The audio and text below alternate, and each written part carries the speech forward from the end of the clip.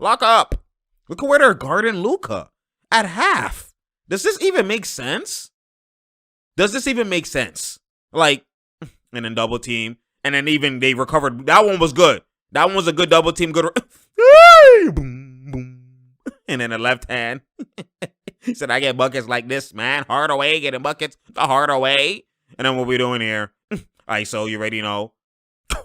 There you go, man. PG-13. We see your scene. And why are you guarding Luka this far up? That's just a recipe for disaster. Like, why are you guarding him this high? Why? For what? For what? Oh, my God. My goodness. That was almost an airball that hit low rim. Lucky KP. Shot it lazy. What are we? Look at it. Look, see? Rip through. Right here. Rip through. Just one. Rip through, no dribble, and he's already beat. PG's already, like, what kind of atrocious defense is this? And then look at this. No look alley because everyone's got to help and everyone's got to pay attention. And look, no look alley on the back door. Easy. My good. Look at the vision. Right decision. Pass it with precision. My goodness, that boy. Look at him. Putting his hands out on y'all. Styling on y'all. It's so too easy. Are y'all serious right now? What are we doing? Kill him then. Oh, blocking. You know, he wasn't there. Yeah. Damn. About time. Motherfuckers get. Fuck bullshit. Call that for everybody. Hey, we just gotta play. Letting them know, play through the bullshit calls. Play through. If you believe that's bullshit, play through. Bruh, and another call. I know they frustrated. They big mad. They big mad. That's Belo. Oh my God. Luka's like, God damn, what are y'all calling? What are y'all calling? And then almost a steal. Look how they're playing. Look how the Clippers, bruh. Okay, PG-13. We see your scene. Look how they're playing, though. Sloppy. Don't know who they guarding. Like, don't know what kind of game plan they're doing defensively. What is this? Why are you guarding him at half? Why, PG? Why are you guarding him at half? What kind of IQ is this? Look at this. Easy. One dribble, two dribble. Just blow by. He just went on a curl. He didn't even do no move. Look at. That's because you're guarding him at half. He just two dribble blow by you. Just on a curl, on angle. Like, what is this? And you keep playing him high. Nobody telling him to sag off. Guard him at the 3-point line. And then stripped by Luka with the Harden, bruh. Him and Harden, they remind me too much of each other, man. And, bruh, like, look, bruh. And then, again, you don't learn and you're going to guard him at half. You're guarding him at the logo. Like, look where you're guarding Luka. Look where you're guarding Luka. Like, y'all, like, come on now. I don't care if he hit. Let him hit from Curry range all the time. Look at this. And then, oh, my God, dance.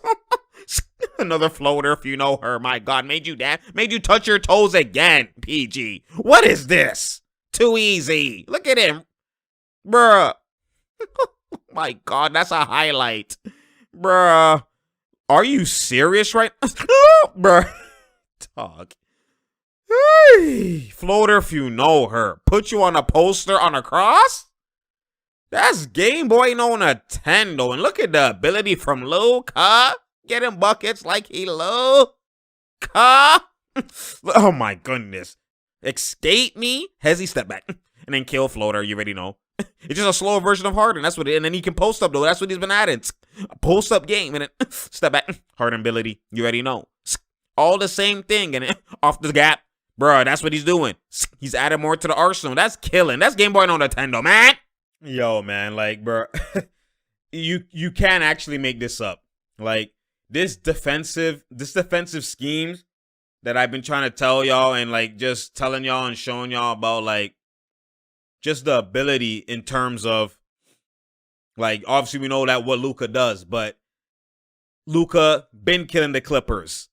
And a lot of it is the same problem. Indecision. And he's just killing them off for that. Like, they don't do the same thing every single time. There's no structure defensively in terms of what their schemes are. It's just inconsistencies. It's exactly what I said last video. You know what I'm saying? Even though they won the last game, it's inconsistencies. And, like, when you already have inconsistencies, like, what that shows me and what that tells me is the fact that your inconsistencies are happening when you've been basically the same team, the same core. You've been having the same, like, you know your plays by now. You know what you're doing. You know your game plans. And yet y'all haven't figured this out. That this is what the problem is. Y'all are still trying to, when Lou Will's there, trying to, okay, we'll act differently with Lou Will. We'll act differently with Zubac. We'll act differently when it's everybody else. Like, y'all don't recognize that great enough.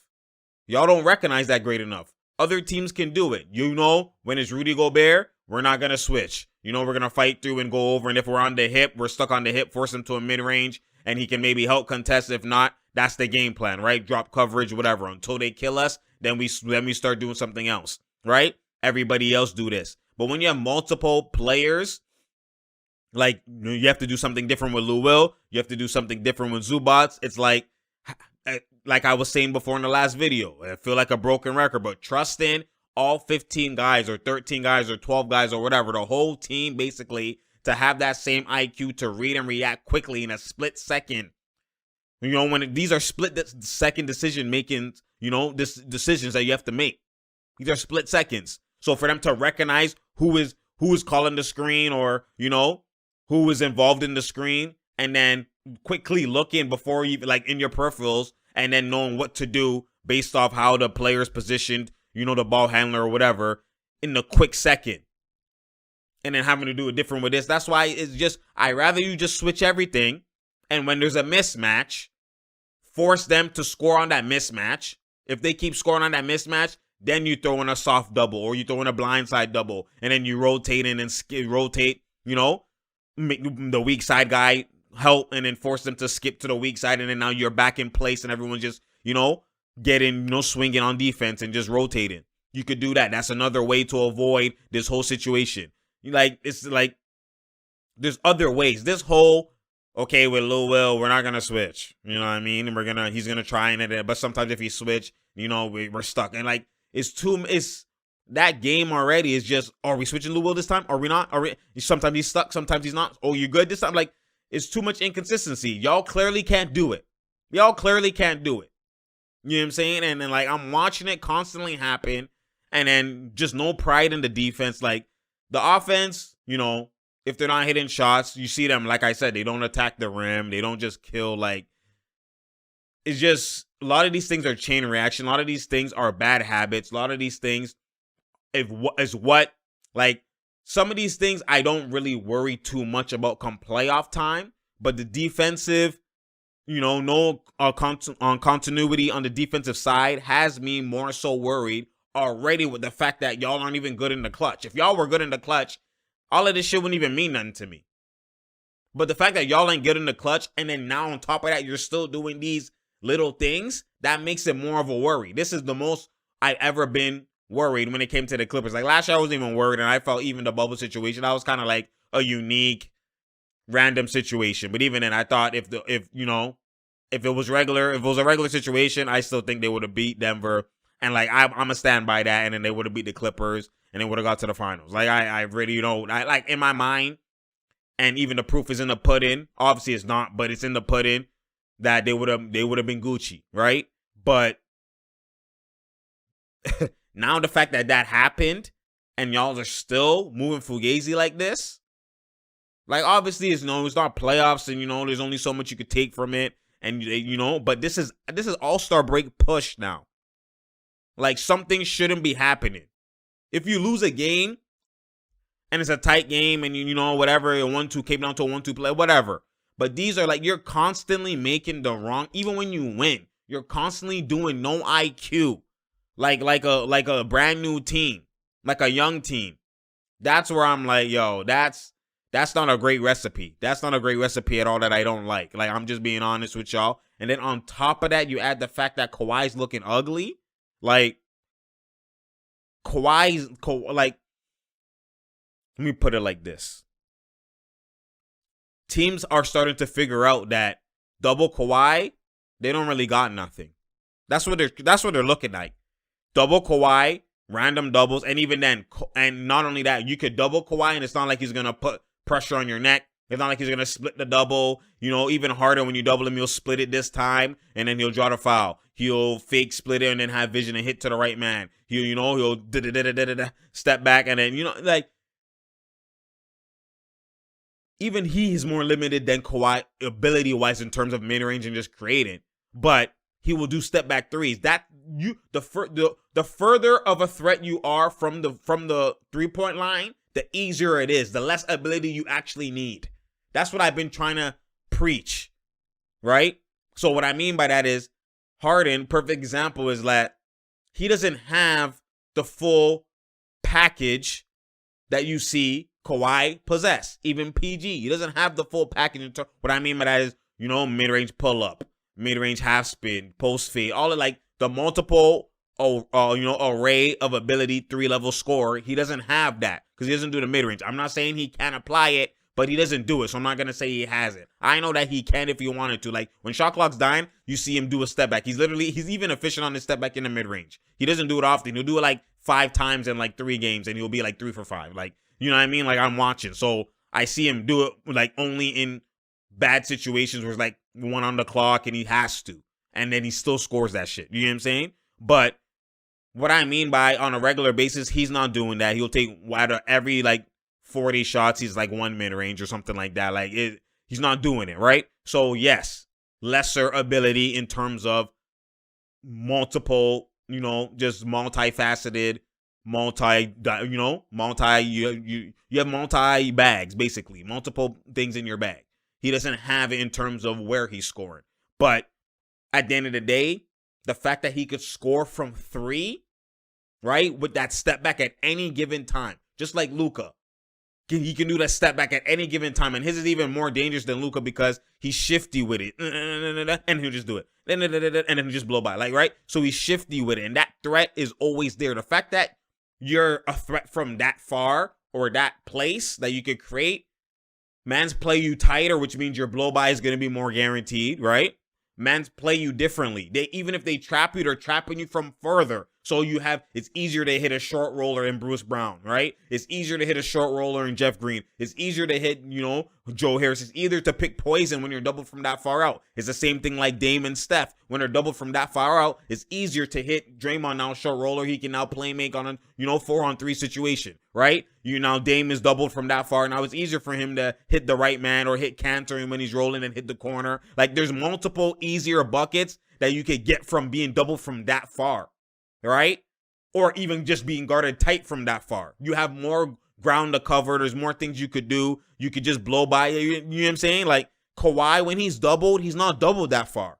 That's why his doubles are more effective for the defending team, for the opposing team. He's doubled literally on the block. He's doubled at the elbows. He's doubled in the mid-range area. So, like, and he already struggles with passing. And he's already like, so when he has lesser time with the ball. So what I mean by that, Harden could have the ball and he could see the double. Even before he has doubled, he can see it from time because you're coming from the paint. You're coming from wherever you are, and I'm watching you walk to me double because I'm this far. When Kawhi, he's literally posting blindside double, or even if he faces up, he's about to do a move now, random double, and you're in tight quarters, and now you have limited passes. You don't have all angles available to you, right? You're in tougher waters when you're doubled that close, right? It's kind of like he's more so putting himself in a situation like, when a guy inbounds to you and you're doubled on the baseline and you have nowhere to kind of pass and you're tough, like Joe Harris the other day with the Knicks and stuff like that. Like, that's what he's putting himself in those waters more often because he's always operating midi below. He's not a threat from 3. That's why you don't see him. When he's at the 3-point line, they don't really double him. Because he doesn't really shoot that often from the 3. He doesn't pull up in the gaps. So they even allowed to take that. Then now when he gets to the mid-range, you see now the doubles come. And it's affecting him individually, which now affects the team because the team struggling to scoring. Kawhi put the team on your back. You take too long to make your moves. You're doubled. The ball's out of your hands. All they want to do is get the ball out of his hands. Once they get the ball out of his hands, they don't care. They don't care. Let's be honest. This is the same shit that was happening. We know who the real culprit of killing us is. It's him. It's him. So when you look at it, that's why I'm like, yo, he needs to, just because they double, find a way to be aggressive, advance your game. This is why Dame started adding, like, this is why I say, just because you're great, there's ways to advance your game. There's no way, like, perfect example, Dame. Dame has been, before he even did that logo shots from all those far, the reason why he did that is because he's like, yo, they keep doubling me this close. They keep doubling me all the time, doubling off the pick. You know what? I'm going to just start pulling from Egypt before the double even comes. Y'all are waiting for me at the 3-point line. I'm going to just pull. Now they realize that I can pull from that far. Now they doubling from so far. Easy blow by. Like it's a whole different echelon of game that you possess now. Kawhi, there's no way Kleber, like any other guy, pinch guys, Kyrie, Harden, KD, like all these elite guys, you put a taller guy on him, their shiftiness and craftiness is too elite that big will never, like they can still get to the paint even with that big on him. Kawhi can't even get to the paint with this big on him because he's so robotic. And then now when he does his step back, they have length. So he's literally he's canceled sometimes. They just to get a pick to get a smaller guy on him. Why is Kleber on you, 6'10", 6'11", on you? And that's supposed to be like, the fact that the coach actually tells himself, we're going to put this guy on you. And that's supposed to be elite. Like, that's a testament to just the limitations Kawhi possess. And that's what I've been trying to tell y'all. Like, I like Kawhi, he's my guy. But, like, I've been trying to tell y'all often, like, the limitations are they're there. They're there. They're there. Like, there's no way. Like, you look at, perfect example is KD, right? KD has babies on him. You already know what he does. The minute they put a guy his height or like a Kleber to guard him, his shiftiness, his double cross, like he's shifty. He's even a taller guy that's more shifty than Kawhi. His shiftiness, like they can't move laterally like that. They can't do multiple counters and multiple point of changing directions. They can't. So it's like they don't even want to put that guy on him. That's why you seen KD, they rather put Drew Holiday. They rather put these quick, athletic, shorter guys on him than to put a tall guy on him because that's food. That's food. The fact that they're putting a taller guy on Kawhi, that should never exist. And I'm not talking about like, when they're taller, like a taller 6'8", 6'9", like a Mo Harkless or, a Jeremy Grant or like that type of defender. No, I'm not like, that's an athletic defender. He's that length actually applies more to his wing capabilities, right? I'm talking about, this is a big man type of defender. Like he's literally, he plays center when Porzingis isn't there. Like it's not like putting a Draymond or like putting that type of length on a guy. This is actually like big man type of length they're putting on you. And it's locking you up. Like that's actually atrocity, man. Like, bruh, it's not, I don't like what I'm seeing. I don't like what I'm seeing. I've been trying to tell you I don't like what I'm seeing. But you already know, we'll see if they can figure it out. I will still never, like again, playoffs always comes down to matchups. I will still never write off the Clippers because it depends who they face, right? There's potential that they may. If the seeding stays where it is right now, they won't face the Lakers till conference finals, right? But also as well, the Mavs are just a bad matchup for them overall. You know what I'm saying? There's a bad matchup for them overall. The two kryptonites have been the Mavs and the Nuggets, right? Based off last year. Right now, I think they would be facing the Nuggets first round. I'm not too sure, right? If it stays the way it is, but yeah, I'm pretty sure they are because I think Nuggets are 5th seed. Yeah, they'll face the Nuggets first round. So again, like, I just don't like what I'm seeing just offense-wise. You can see defense-wise. Their offense, I mean, I don't like the fact that they struggle when they missing shots. It's over. That should not be the case because why? You don't have your defense to rely on, and you don't have up-tempo transition. Like, that's why I keep referring to the Nets. I know people saying, oh my God, you love the Nets, I refer to them because, again, like I say, the media has created these fugazi narratives about them. So I refer to them just to show, like, the Nets are just a perfect team in terms of, like, even offensively. They're just perfection. They don't, like Kyrie ISOs, and yes, they have ISO gods, but they don't just ISO. They get so many, like their movement, they literally get Golden State ability movement, easy buckets from a plethora of guys.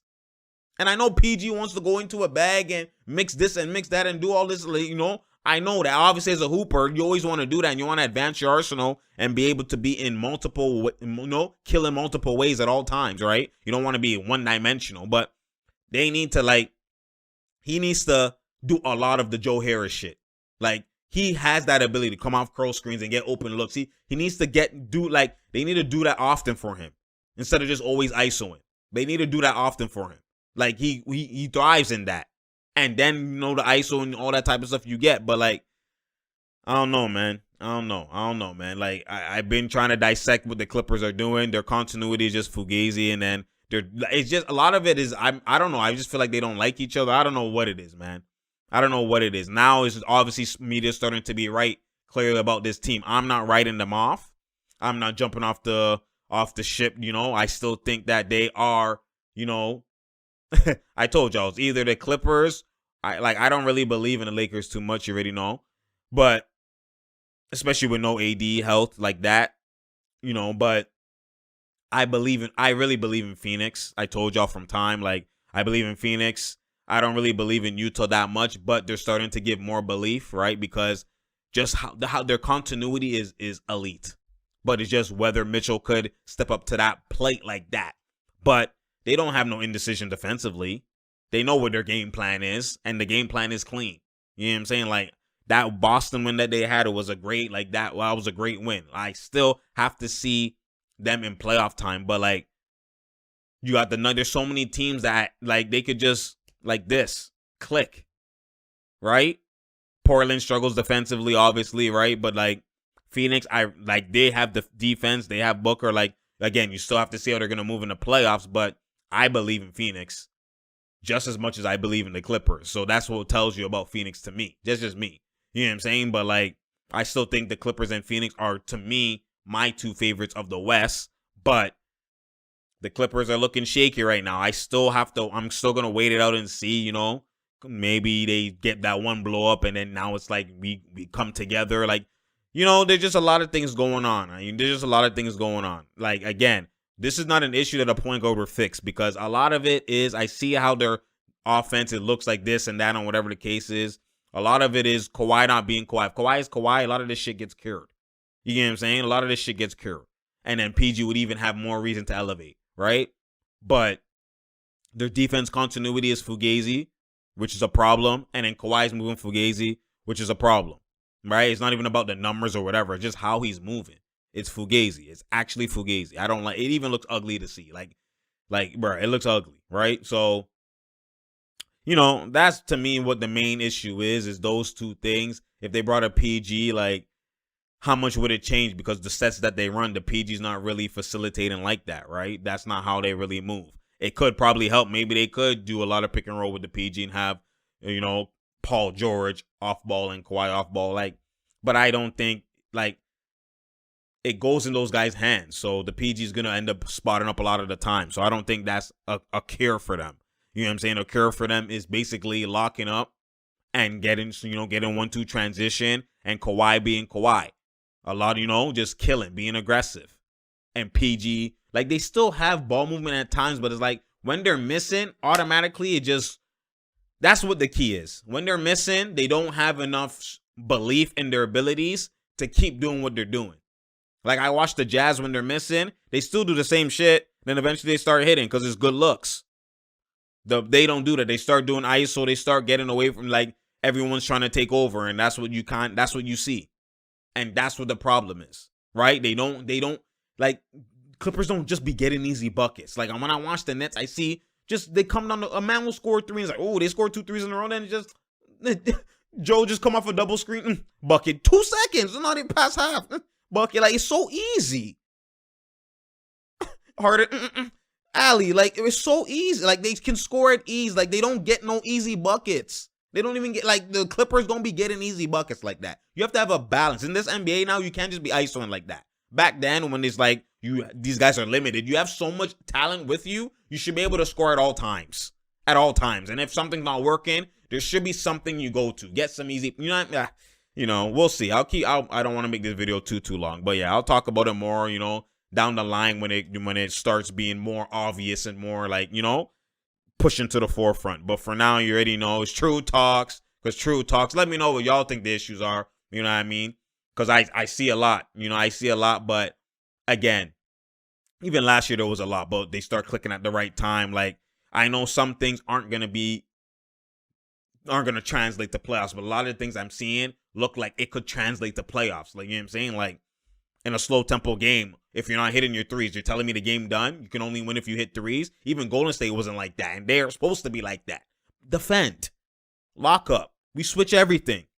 There's a mismatch, push Curry off. Like, Lou Will, you're stuck on the post, release him. Like, stuff like that. They don't even do that. It's like mans don't even look at, like you already know, man. You already know what I feel and how I see it. You know what I'm saying? Anyways, like I said, share, like, and subscribe. I appreciate y'all. I know y'all been giving me that encouragement in the comment section. I appreciate each and every word. I appreciate a lot of y'all. You know what I'm saying? I know some of y'all are just finding this channel now and new to it. And if you are, spread the word. You know what I mean? This is what elite looks like at the end of the day. We give that IQ because that's what I do. You feel me? I appreciate y'all always. Share, like, and subscribe. Hit that notification button so you know when I'm here. Because I'm here. You already know, man. You already know. And I'm out, man.